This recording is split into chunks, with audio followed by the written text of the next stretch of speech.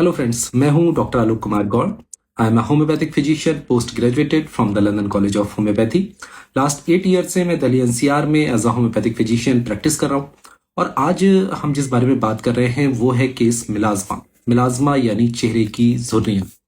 अब से कुछ समय पहले तक ऐसा माना जाता था कि मिलाज्मा या चेहरे की झुर्रियां जो है ये केवल फीमेल्स में देखने को मिलती हैं। उसके पीछे रीजन था कि फीमेल्स की लाइफ में हार्मोनल चेंजेस जो है वो कई बार आते हैं, और इसकी जो मिलाज्मा की इटियोलॉजी है उसमें होने का एक इम्पॉर्टेंट रीजन जो है वो हार्मोनल इम्बैलेंस या हार्मोनल चेंजेस को माना जाता है।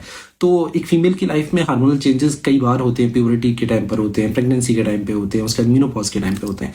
लेकिन मिलाज्मा का जो केस होता है वो मोस्टली देखा जाता है कि प्रेगनेंसी के बाद जब जो हार्मोनल चेंजेस होते हैं उसमें मिलाज्मा के केसेस आ जाते हैं। तो इसलिए फीमेल्स को प्रोन माना गया।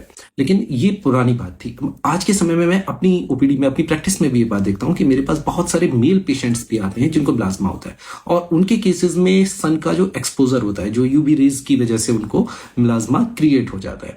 तो देखिए, एक मॉडर्न मेडिसिन में एक डिपार्टमेंट होता है जिसको हम कॉस्मेटिक डर्मेटोलॉजिस्ट बोलते हैं। तो अगर आज के समय में क्या होता है कि जब आप उनके पास दिखाने जाते हैं तो वहां पर आपको जो मेडिसिन दी जाती हैं, जो माइल्ड स्टेरॉइड्स दिए जाते हैं, उससे आप जैसे ही अपना ट्रीटमेंट स्टार्ट करते हैं, with in a few days आपका जो मिलाज्मा होता है वो क्लियर हो जाता है। लेकिन आपने ट्रीटमेंट अभी कंप्लीट हुआ, 1 महीना 2 महीना का समय निकलता है और उसके बाद आपको दोबारा से रिकरेंस हो जाता है। फिर आपने कुछ टाइम तक ट्रीटमेंट दिया, फिर वो ठीक हो गया, और फिर कुछ टाइम बाद आपके रिकरेंस हो गया।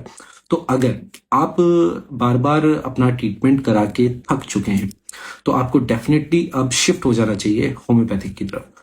अगर आप अपना मिलाज्मा का ट्रीटमेंट होम्योपैथी के थ्रू कराते हैं तो ये तो है कि ये विद इन 2 और 3 डेज ठीक नहीं होगा, लेकिन ये जब भी ठीक होगा वो परमानेंट क्योर वाली कंडीशन में होगा, क्योंकि होम्योपैथी में जो भी मेडिसिन आपको दी जाती हैं वो काम करती हैं इंटरनली जाकर के अंदर से।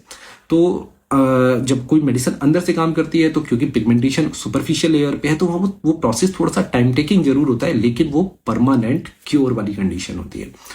अब जैसे हम देखते हैं सन एक्सपोजर के केस में, हम पेशेंट्स होते हैं, उनको हम एक मेडिसिन होती है जिसको हम नेट्रम कार्ब बोलते हैं, वो हम देते हैं। उससे बहुत अच्छा आराम मिल जाता है कुछ पेशेंट्स में। उसके साथ में कुछ दवाइयाँ उनको पीने के लिए भी दी जाती हैं। ऐसे ही जिन फीमेल्स में प्रेगनेंसी के बाद मिलाज्मा आया होता है उनमें एक मोस्ट कॉमन मेडिसिन होती है सीपीएफ, हम उसका यूज करते हैं, और उसके साथ में भी कुछ अलग से पीने के लिए दवाइयाँ दी जाती हैं और उससे मिलाज्मा ठीक हो जाता है। तो अगर आप लोग भी अपना इलाज मॉडर्न मेडिसिन सिस्टम में करा के थक चुके हैं, मिलाज्मा आपको बार बार परेशान कर रहा है, तो आपको डेफिनेटली शिफ्ट हो जाना चाहिए होम्योपैथी की तरफ, और आप होम्योपैथी में अपना ट्रीटमेंट कराइए और आपका मिलाज्मा जो है हमेशा के लिए ठीक हो जाएगा। ठीक है।